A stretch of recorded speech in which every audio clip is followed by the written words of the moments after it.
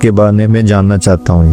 تہجد کی نماز اور دوسری نماز میں کوئی فرق نہیں، نوافل ہیں. تہجد کو اللہ تعالیٰ نے بہت پسند فرمایا، اس کی بہت ترغیب دی، فرض نہیں کیا. تو ہمارے نبی کی جو مستقل عادت تھی، آپ 11 رکعت پڑھتے تھے، 8 نفل جی اور 3 وتر. کبھی کبھی اس سے زیادہ ہوتی تھی، کبھی اس سے کم بھی ہو جاتی تھی، لیکن عام معمول تھا کہ آپ 11 رکعت تہجد پڑھتے تھے. اور سبحان اللہ سبحان اللہ سبحان.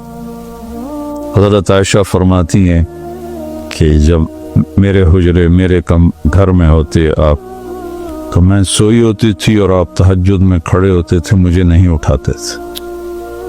اور جب سجدے میں جاتے تھے تو لمبائی اتنی مختصر ہوتی تھی کہ میری ٹانگیں سامنے آتی تھی، تو آپ میری ٹانگوں پہ ایسے ہاتھ لگاتے تھے، تو میں ٹانگیں ایسے پیچھے کر لیتی تھی. آپ سجدہ فرماتے تھے، کھڑے ہوتے تھے، میں پھر سیدھی کر لیتی تھی.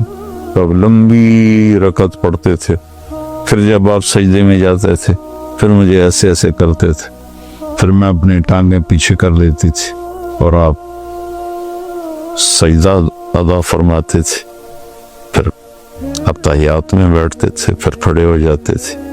اور جب آپ نماز سے فارغ ہو جاتے تھے تہجد سے، تو پھر میں خود ہی اٹھ جاتی تھی، پھر مجھ سے پیار محبت کی باتیں فرماتے تھے. فجر کی اذان تک ایسے آپ سیدھے ہاتھ کو ٹیک اور پاؤں ایسے کر کے، ایسے ہم لیٹتے تھے، جی آپ ایسے لیٹ جاتے تھے اور میں بھی سامنے ویسے ہی لیٹ جاتی تھی.